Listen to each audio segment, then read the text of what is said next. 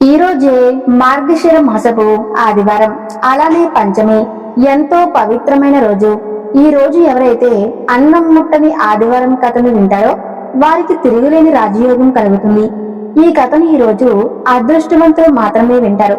ఈ కథను భక్తి శ్రద్ధలతో ఎవరైతే వింటారో వారికి జీవితంలో దరిద్రం దరిచేరదు. జన్మ జన్మల పాపాలు మొత్తం ఈ రోజుతో కాలి బూడిదైపోతాయి. మరి ఈ రోజు తప్పకుండా వినాల్సినటువంటి అన్నం ముట్టని ఆదివారం కథను విందాం. ఆదిశంకరుని కైలాసం పార్వతీ పరమేశ్వరులకు నివాసం. పార్వతీదేవికి ఒక అలవాటు ఉంటుంది. రోజు ఏదో ఒక కొత్త కథ పరమేశ్వరుని చెప్పమని కోరేది. పరమేశ్వరుడు కూడా ఆనందంతో ఆమెకు అపూర్వమైన ఏదో ఒక కథను పార్వతీదేవికి చెబుతూ ఉండేవాడు. అలా పరమేశ్వరుడు ఇలా చెప్పడం ప్రారంభించాడు. చూడు పార్వతి, స్త్రీలు సౌభాగ్యవంతులై అన్నోదకాలకు లోటు లేని ఒక వ్రత కథ చెప్తాను విను. పూర్వం వృత్తాసురుణ్ణి దేవేంద్రుడు సంహరించాడు. అందువల్ల బ్రహ్మహత్య దోషం అతనికి కలిగింది. అప్పుడు ఇంద్రుడు నారాయణుని దగ్గరకు పోయి మొరపెట్టుకున్నాడు. నారాయణుడు కనుకరించాడు. అప్పుడు నారాయణుడు ఆ బ్రహ్మహత్య పాపాన్ని 4 భాగాలుగా చేసి మొదటి భాగం భూమికి ఇచ్చాడు, రెండవ భాగం చెట్లకు ఇచ్చాడు, మూడవ భాగం అన్ని జంగాలకు ఇచ్చి 4వ భాగం నరులకు అనగా స్త్రీలందరికీ ఇచ్చాడు. అందువలనే స్త్రీలు 4 రోజులు బయట ఉంటారు. ఆ 4 రోజులు వారి భర్తలు కూడా ఆ స్త్రీలను ముట్టుకోరు. ఆ పాపం పోవాలన్నా అన్నం ముట్టని ఆదివారం కథ వినాలి. ఈ కథ చెప్తాను వినుము అని ఇలా చెప్పడం ప్రారంభించాడు. పూర్వం వేదాలు శాస్త్రాలు చదివిన ఒక స్వామీజీ ఉన్నాడు. అతనికి 7 కొడుకులు పుట్టారు.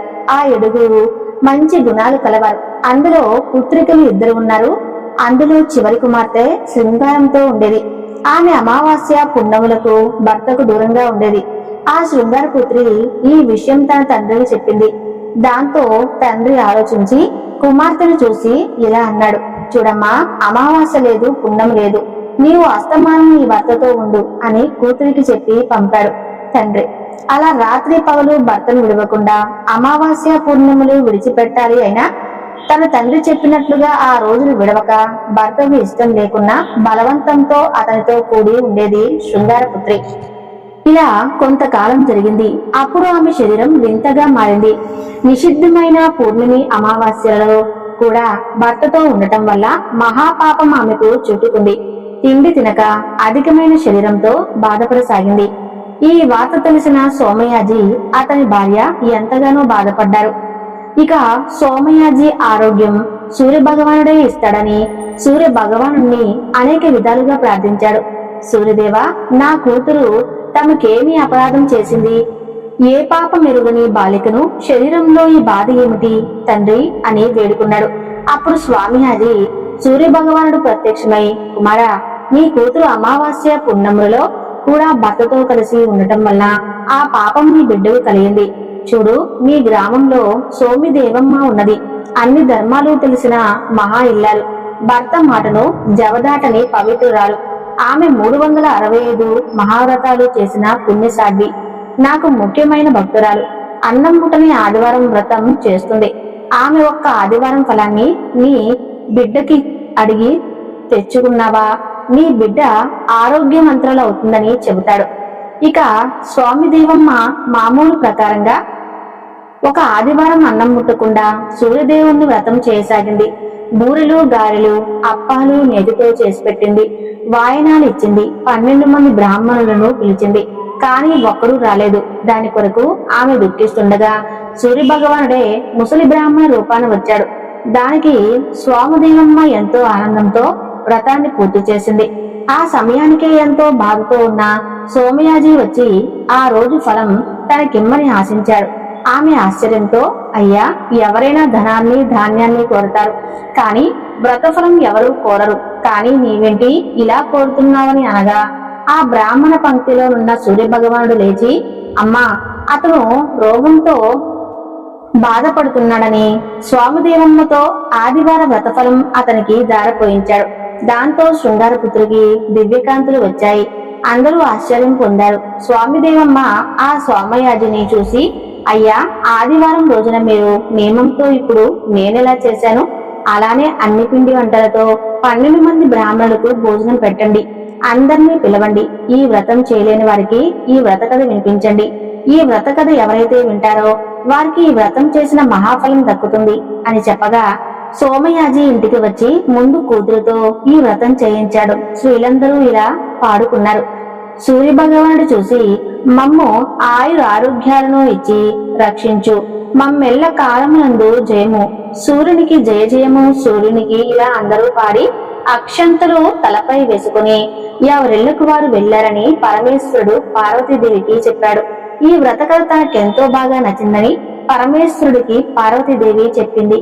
అంతేకాదు, ఈ వ్రత కథను ఎవరైతే ఆదివారం రోజు వింటారో వారికి తిరుగులేని ఐశ్వర్యం కలుగుతుందని, ఈ వ్రత కథను చేసిన మహాఫలం దక్కుతుందని చెప్పింది. ఈ వ్రత కథను ఆదివారం రోజు ఎవరైతే వింటారో వారికి భోగభాగ్యాలు కలుగుతాయి, ఆరోగ్యం బాగుంటుంది, నిండు నూరేళ్లు ఆయురారోగ్యాలతో అష్టైశ్వర్యాలతో జీవిస్తారు. ఇక ఈ రోజు ఎవరైతే తరగని ఆదివారాల నోము కథను వింటారో వారికి జీవితంలో దరిద్రం దరిచేరదు, సకల శుభాలు కలుగుతాయి. ఆ పవిత్ర కథను ఇప్పుడు విందాం. రాజు కూతురు ప్రధాని కూతురు తరగని ఆదివారాల నోము పట్టారు. ప్రధాని కూతురు సంవత్సరం పొడవునా ప్రతి ఆదివారం తరిగిన కూర తినకుండా తరగకుండా ఉంటూ భక్తి శ్రద్ధలతో 13 కొబ్బరికాయలు 13 జాకెట్టు ముక్కలతో ముత్తైదులకు వాయినమిచ్చింది. అందువల్ల ఆమెకు ఇంటిలో ధనధాన్యాలు తులతూగుతూ ఉన్నాయి. ఇక ఒకరోజు రాజు కూతురు అంత మాత్రాన కొంప మునిగిందా? సింగినాదం అని రాజు కూతురు ఏడాది పొడవునా కూరలు తరుగుతూ తరిగినవే తింటూ నోము పట్టింది. భక్తి లేక నోము నియమం లేక తప్పింది. అందువల్ల రాజు కూతురును పుట్టిన పిల్లలందరూ చనిపోయారు. అంతేకాదు, రాజు కూతురు ప్రధాని కూతురు అష్టైశ్వర్యాలతో ఉండటం చూడలేకపోయింది. ఒక రోజు ప్రధాని కూతురు పిల్లలందరినీ తన ఇంటికి రప్పించి వారి తల్లన్నీ కోసి పీటలో పెట్టి ప్రధాని కూతురింటికి పంపించింది. ఎక్కడ రాజు కూతురు ఇంత క్రూరమైన పని చేయగా పార్వతీదేవి ప్రధాని కూతురింట సరిగ్గా ఆమె పిల్లలందరూ ఉన్నారు. అలాంటి వారినే ఉంచి వెళ్ళింది. రాజు కూతురు పంపిన పెట్టె ప్రధాని కూతురింటికి వచ్చి దానిని తీసి అందులో చూడగా తన పిల్లలు ఆడుతూ పాడుతూ బయటకు వచ్చారు. ఇక పార్వతీదేవి ఇచ్చిన పళ్ళాన్ని చూసుకుని ప్రధాని కూతురు ఎంతో సంతోషించింది. ఇక రాజు కూతురు దాసిని ప్రధాని కూతురు ఇంటికి పంపగా ఆమె వచ్చి అమ్మ, ప్రధాని కూతురు గంపెడు పిల్లలతో హాయిగా ఉంది అని చెప్పింది. అది విని రాజకుమార్తె పార్వతీదేవి గురించి తపస్సు చేయగా పార్వతీదేవి ప్రత్యక్షమై చూడు రాజకుమారి, నీవు నోము నియమం తప్పావు, అందుకే ఇలా ఉన్నావు, భక్తి శ్రద్ధలతో ఇప్పుడు పట్టు అని చెప్పగా అప్పుడు రాజకుమార్తె ఈ సంవత్సరం 5 కేజీల బియ్యం, అలా 2 చలిమిడి ముద్దలు, పసుపు కుంకుమలు 5 ముత్తైదులకు వాయనమిచ్చి అక్షంతలు తలపై వేసుకుంది. ఆ వ్రతం చేయగా అప్పుడు రాజకుమార్తె ధన ధాన్యాది బిడ్డలతో హాయిగా ఆనందంగా జీవించింది. ఎవరైతే ఈ రోజు తరగని ఆదివారం నోము కథను విన్నారో మీరు ఎంతో అదృష్టవంతులు. మీ జన్మజన్మల పాపాలన్నీ ఈ రోజుతో పోతాయి, సకల ఐశ్వర్యాలు కలుగుతాయి. ఆ సూర్య భగవానుడి దివ్య ఆశీస్సులు మీకు అందుతాయి. నిండు నూరేళ్లు ఆయురారోగ్యాలతో అష్టైశ్వర్యాలతో జీవిస్తారు, సకల శుభాలు కలుగుతాయి. ఒకసారి పరమేశ్వరుడు పార్వతీదేవితో కలిసి ఆకాశ మార్గంలో హరిద్వార్లో సంచరిస్తున్నారు. అప్పుడు పార్వతీదేవి కిందకు చూసేసరికి కోటాను కోట్ల జనం గంగా నదిలో స్నానం చేస్తూ హరిహర గంగా హరహర గంగే అంటూ వెళ్తున్నారు. మీరు ఈ కథను వింటుంటే పూర్తిగా వినండి, సగం జ్ఞానం ఎప్పుడూ కూడా పనికిరాదు. అలా పార్వతీదేవి చూసేసరికి కోటాను కోట్ల జనం గంగా పుష్కరాల్లో గంగా నదిలో స్నానం చేసి హరహర గంగే అంటూ వెళ్తున్నారు. అలా వారు గంగా నదిలో స్నానం చేసి వెళ్తున్నా కూడా వారు ఆనందంగా లేరు, దుఃఖంగా బాధలో ఉన్నారు. అప్పుడు పార్వతీదేవి చాలా ఆశ్చర్యంతో పరమేశ్వరుని ఇలా అడిగింది, నాదా, గంగా నదిలో స్నానం చేసినట్లయితే సమస్త పాపాలు కూడా తొలగిపోతాయని అంటారు కదా, మరి వీళ్ళు స్నానాలు చేసినా కూడా దోషాలు ఎందుకు తొలగిపోలేదు? గంగా నదిలో అంత శక్తి లేదా అని అడిగింది. అప్పుడు పరమేశ్వరుడు ఇలా అంటున్నాడు, చూడు పార్వతి, గంగా నదిలో ఎప్పటికీ కూడా ఆ శక్తి అనేది ఉంది. కానీ ఈ మనుషులందరూ నిజమైన గంగా స్నానమే చేయలేదు. అలా వారు చేయకపోతే వారికి మంచి ఎలా జరుగుతుంది అని అన్నాడు. ఇక పార్వతీదేవి ఆశ్చర్యంతో ఇలా అంటుంది, ఏంటి స్వామి, వాళ్ళు స్నానమే చేయలేదా? అదేమిటి స్వామి, అందరూ కూడా గంగా నదిలో స్నానం చేసే కదా వెళ్తున్నారు, ఇంకా వాళ్ళ ఒంటి మీద తడి కూడా అరలేదు అని అనగానే దానికి పరమేశ్వరుడు ఇలా అంటున్నారు, వీళ్ళు కేవలం నదిలో మునిగి వస్తున్నారు అంతే, నేను రేపు నీకు ఒక రహస్యాన్ని చెప్తాను అన్నారు. దానికి పార్వతీదేవి సరే అంటుంది. ఇక మరుసటి రోజు చాలా జోరుగా వాన కురుస్తుంది. 4 వైపులా కూడా వర్షం నీటితో మునిగిపోయి ఉంది. చాలా కుంటలు పడిపోయి ఉన్నాయి. ఇక పరమేశ్వరుడు తన లీలలో ఒక వృద్ధుడిగా మారాడు. పరమేశ్వరుడు కావాలనే వెళ్లి ఒక గోతిలో పడిపోయాడు. పరమేశ్వరుడు అలా పడగానే మనుషులు చూస్తూ ఉన్నారే కాని కనీసం ఎవరూ కూడా తీయడానికి రాలేదు. పరమేశ్వరుడు ముందుగానే పార్వతీదేవికి ఇలా చెప్పారు. ఆ గొయ్యి దగ్గరే పార్వతీదేవిని కూడా సాధారణ స్త్రీరూపంలో కూర్చోపెట్టి నీవు గట్టిగా అరుస్తూ ఉండు, నా వృద్ధుడైన భర్త ఆ గోతిలో పడిపోయాడు, ఎవరైనా పుణ్యాత్ములు ఉన్నట్లయితే నా భర్తను బయటకు తీయండి, ఆ సహాయ స్థితిలో ఉన్నాను, సహాయాన్ని చేయండి అని గట్టిగా అరిచి ఎవరైనా వచ్చినట్లయితే వారితో ఇలా చెప్పు, నా భర్త ఎప్పుడూ ఎటువంటి పాపాలు కూడా చేయలేదు, నా భర్త మీద చెయ్యి వేసేవారు ఎటువంటి పాపాలను కూడా చేసి ఉండకూడదు, అటువంటి వారే నా భర్త మీద చెయ్యి వేయాలి, లేదంటే ఎవరైతే నా భర్త మీద చెయ్యి వేస్తారో వారు భస్మమైపోతారు అని చెప్పాడు. దానికి పార్వతీదేవి సరేనని చెప్పి అక్కడే కూర్చొని ఉంది. పార్వతీదేవి అక్కడే కూర్చొని పరమేశ్వరుడు చెప్పిన విధంగా గంగా నదిలోకి వెళ్లే వారికి వచ్చేవారికి పరమేశ్వరుడు చెప్పిన మాటలే చెప్తూ ఉంది. గంగా నదిలో స్నానం చేసి గుంపులు గుంపులుగా జనం వస్తున్నారు. పైగా అవి గంగా నది పుష్కరాలు కావటంతో అక్కడ ఇసుక వేసే రాళ్ళంతా జనం ఉన్నారు. సుందరమైన స్త్రీ అక్కడ కూర్చొని ఉండటం చూసి చాలా మంది మనసులలో చాలా దుష్టమైన ఆలోచనలు కూడా వస్తున్నాయి. చాలా మంది అయితే పార్వతీదేవితో ఇలా కూడా చెప్పారు, ఆ ముసలివాడిని చనిపో, నువ్వు ఎందుకు ఆ ముసలివాడి కోసం ఏడుస్తున్నావు అన్నారు. ఇంతలో ఒక అతను అక్కడికి వచ్చి, ఏమిటి, నీ భర్తను బయటకు తీయాలా అని అన్నాడు. అవును అని చెప్పేసరికి అతను ఆ ముసలివాడిని ముట్టుకోబోయేసరికి పార్వతీదేవి ఇలా అంటుంది, చూడండి, మీరు జీవితంలో ఎటువంటి పాపం చేయకుండా ఉంటేనే వారిని ముట్టుకోండి, ఒకవేళ పాపం చేసి నా భర్తను ముట్టుకుంటే మీరు భస్మమైపోతారు అనగానే ఆ వ్యక్తి భయపడి ఎందుకు వచ్చిన తిప్పలే అని అక్కడి నుండి వెళ్లిపోయాడు. ఇక అక్కడికి వచ్చిన వారందరూ కూడా గంగలో స్నానం చేసినా కూడా నమ్మకం లేక ఎక్కడ భస్మైపోతామో అని ఎవరు ఆ ముసలివాడిని ముట్టుకోకుండా అలా వెళ్లిపోతూ ఉన్నారు. లక్షల కోట్ల జనం వస్తున్నా కూడా పక్కగా వెళ్తున్నారు, కానీ తీసే ప్రయత్నం మాత్రం ఎవ్వరూ చేయటం లేదు. అలా గంగలో మునిగి అలా పక్కకు వెళ్తున్నారు. అలా సాయంత్రం అయిపోయింది. అప్పుడు పరమేశ్వరుడు పార్వతీదేవితో ఇలా అంటున్నారు, ఎన్ని కోట్లాది మంది జనం గంగలో మునుగుతున్నారో ఎవరైనా స్వచ్ఛమైన మనసుతో గంగలో స్నానం చేయడానికి వచ్చారా అని అన్నాడు.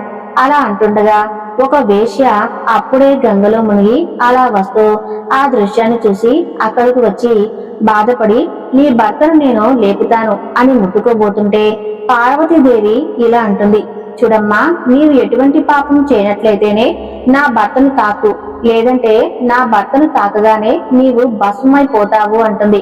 కానీ ఆ వేశ్యశ్రీ ఎటువంటి సంకోచం లేకుండా ఇలా అంటుంది, అమ్మా, నేను జీవితంలో ఎన్నో పాపాలు చేశాను, కానీ ఆ పాపాలన్నిటినీ పోగొట్టుకోవడానికే గంగలో మునిగిదామని వచ్చి ఆ గంగామాతకు నమస్కరించి ఇప్పుడు గంగలో మునిగి వస్తున్నాను. ఇక నాకు పాపం ఎలా ఉంటుంది?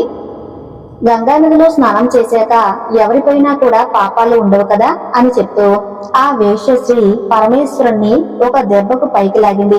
పార్వతీ పరమేశ్వరులు ఇద్దరు ఆ వేశ్యశ్రీని పుణ్యస్త్రీగా భావించి ఇద్దరు కూడా వారి యొక్క అసలైన రూపాలు ధారణ చేసి ఆ వేశ్యకు దర్శనమిచ్చి అంతర్ధానమయ్యారు.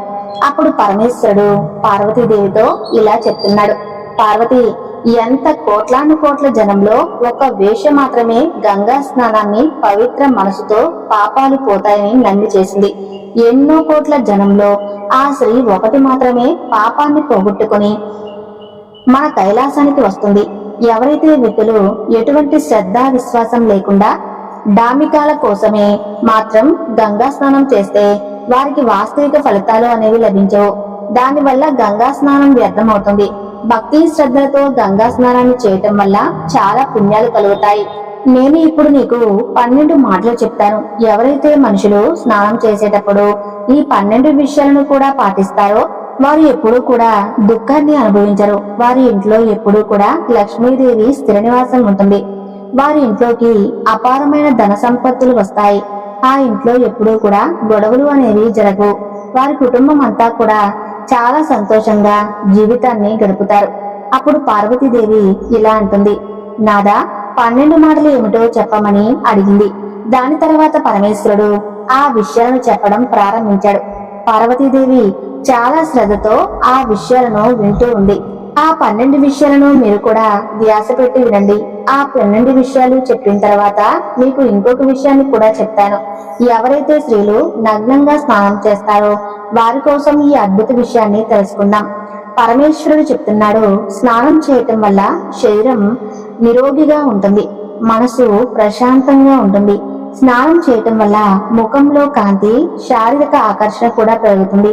ప్రతినిత్యం కూడా ఒక నియమం లాగా కొన్ని విషయాలపైన ధ్యాస పెట్టినట్లయితే చాలా లాభాలైతే ఉన్నాయి, పొందవచ్చు కూడా. స్నానం చేసేటప్పుడు ఈ విషయాలపై తప్పకుండా ధ్యాస పెట్టాలి.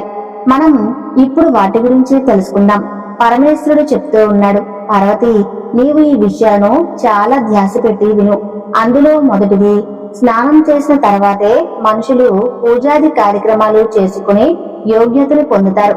అందువలనే ఉదయాన్నే స్నానం చేయాలి. ఇక రెండవది, శాస్త్రాలలో చెప్పబడింది స్నానం చేయటం వలనే ఈ 5 సద్గుణాలు కూడా లభిస్తాయి. రూపం, తేజస్సు, పవిత్రత, ఆయుష్, ఆరోగ్యం. ఇక మూడవది, మేధాశక్తి, లక్ష్మి, ధనం ఇవన్నీ కావాలని అనుకునేవారు ప్రతి ఋతువులోనూ ప్రతిరోజు స్నానం చేయాలి. ఇక నాలుగవది, ఉదయాన్నే స్నానం చేయటం వల్ల పాపాలన్నీ కూడా నశిస్తాయి, ఇంకా పుణ్యం కూడా లభిస్తుంది. శాస్త్రాలలో ఇలా చెప్పబడింది, ఉదయాన్నే స్నానం చేసే వారి దగ్గర నకారాత్మక శక్తులు అనేవి పుష్కలంగా ఉంటాయి. అందువల్లే ఉదయాన్నే స్నానం చేయాలి. ఎందుకంటే ఉదయాన్నే స్నానం చేసే వారి దగ్గర నకారాత్మక శక్తులు అనేవి నిలబడలేవు. అందువలనే ఉదయాన్నే స్నానం చేయటం చాలా చాలా అవసరం. ఇక ఐదవది, ఆరోగ్యంగా ఉన్నప్పుడు క్రింది భాగం నుండే స్నానం చేయాలి, లేదా తడిబట్టతో ఒంటిని శుభ్రం చేసుకోవటం కూడా ఒక రకమైన స్నానమే. ఇక ఆరవది, ఉదయాన్నే స్నానం చేయటం చాలా చాలా శ్రేష్టం. ఇక ఏడవది, ఒళ్ళంతా మురికిగా ఉన్నప్పుడు నదిలో స్నానం చేయకూడదు. మీరు నది ఒడ్డునే ఒళ్ళంతా శుభ్రం చేసుకొని ఆ తర్వాత నదిలో మునగటం అనేది శ్రేష్టమైన నియమం. అంటే నదిలో మునగడానికి వెళ్ళేటప్పుడు ముందుగా ఇంట్లో స్నానం చేసి వెళ్ళడం ఎంతో శుభం. ఇక ఎనిమిదవది, ఏ నది రేవులో అయితే బట్టలు ఉతుకుతూ ఉంటారో అక్కడ జలం అపవిత్రంగా చెప్పబడింది. అందువల్ల అక్కడ నుండి కొంచెం దూరంలో మీరు స్నానాన్ని చేయాలి. ఇక తొమ్మిదవది, నదిలో 11 సార్లు మునగటం అనేది శుభప్రదంగా చెప్పబడింది. ఇక 12వది, పవిత్ర నదులలో బట్టలు ఉతకడం అనేది నిషిద్ధంగా చెప్పబడింది. నదులలో ఎటువంటి మురికిని కూడా వదలకూడదు. గంగాదేవి చెప్తుంది, గంగా నదిలో స్నానం చేయలేని వారు మీరు ఎక్కడ స్నానం చేస్తున్నా కూడా నా నామస్మరణ చేస్తే చాలు, నేను ఆ జలంలోకి ప్రవేశిస్తాను అని తర్వాత పరమేశ్వరుడు చెబుతున్నారు. ఇప్పుడు నేను నీకు స్త్రీ గురించి చెప్తాను. స్త్రీలు నగ్నంగా స్నానం చేస్తూ ఉంటారు. హిందూ ధర్మంలో శాస్త్రాలలో కూడా ప్రతి విషయంలోనూ కూడా చాలా నియమాలు చెప్పబడ్డాయి. ఆ నియమాలలో ఒకటి స్నానం గురించి చెప్పబడింది. ఏ వ్యక్తి అయితే శాస్త్రాలలో చెప్పబడిన నియమాలను పాటిస్తారో వారి ఇంట్లో ధన సమృద్ధి అనేది అధికంగా ఉంటుంది, సంతోషం ఉంటుంది. దానితో పాటు అపారమైన ధన సంపత్తులు వస్తాయి, లక్ష్మీదేవి ప్రసన్నత చెందుతుంది. శాస్త్రాలలో చాలా విషయాలు రాయబడ్డాయి. అందులో ఒక విషయం గురించి తెలుసుకుందాం. అదే నగ్నంగా స్నానం చేయటం. మీ ఇంట్లో పెద్దవారు చెప్తూనే ఉంటారు, ఎప్పుడూ కూడా నగ్నంగా స్నానం చేయకూడదు అని. మనం పౌరాణిక కథల అనుసారంగా చూసినా శ్రీకృష్ణుడితో సంబంధాన్ని కలిగి ఉన్నాయి. పౌరాణిక కథల అనుసారం ఒకసారి గోపికలు సరోవరంలో స్నానాలు చేస్తూ ఉండగా వారు నగ్నంగా ఉన్నారు. ఆ సమయంలో శ్రీకృష్ణుడు వారందరి వస్త్రాలను కూడా దాచివేశారు. అప్పుడు గోపికలు వారి వస్త్రాలు తిరిగి ఇవ్వమని ప్రార్థన చేశారు. అప్పుడు శ్రీకృష్ణుడు వారికి ఇలా చెప్పారు, ఎక్కడా కూడా మీరు నగ్నంగా స్నానం చేయకూడదు. దాని వల్ల జలం యొక్క దేవుడు వరుణుణ్ణి అవమానించడం అవుతుంది. అందువల్ల మీరు నగ్నంగా స్నానం చేయకూడదు అని సలహాని ఇస్తున్నాను అని చెప్పాడు. కానీ మీరు స్నానం చేసేటప్పుడు ఈ విషయాన్ని ఆలోచిస్తారు, తలుపులు వేసుకుని గదిలో ఉన్నాము, మనల్ని ఎవరు చూస్తారు అని. కానీ అది చాలా తప్పు. పరమేశ్వరుడు ప్రతి స్థానం నుండి కూడా చూస్తూనే ఉంటాడు. మీరు వస్త్రాలు లేకుండా స్నానం చేసినట్లయితే అది వరుణదేవుణ్ణి అవమానించినట్లే అవుతుంది. వస్త్రాలు లేకుండా స్నానం చేయటం వల్ల పాపం కలుగుతుంది. శారీరకంగా ఇంకా ఆర్థిక సమస్యలు అనేవి వస్తాయి. మీరు వస్త్రాలు లేకుండా స్నానం చేయటం వల్ల మీ శరీరంలోకి నకారాత్మక శక్తులు అనేవి ప్రవేశిస్తాయి. మీ మానసిక పరిస్థితి కూడా నకారాత్మకంగా మారుతుంది. మీరు స్నానం చేసేటప్పుడు ఏదో ఒక వస్త్రాన్ని ధరించండి.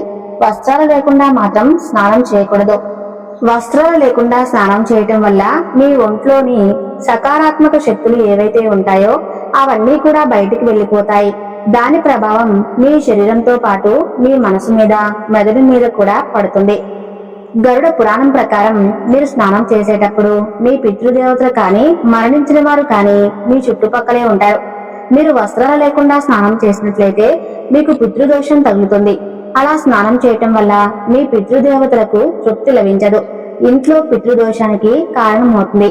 వారు ఆ వస్త్రాల నుండి జారిన నీరు తాగుతారు. వారికి దాని ద్వారా తృప్తి లభిస్తుంది. వస్త్రాలు లేకుండా స్నానం చేయటం వల్ల పితృదేవతలకు కోపం వస్తుంది. అందువల్ల మనిషి చాలా ఇబ్బందులు ఎదుర్కోవలసి వస్తుంది. అందువల్ల ఎప్పుడూ కూడా వస్త్రాలు లేకుండా స్నానం చేయకూడదు.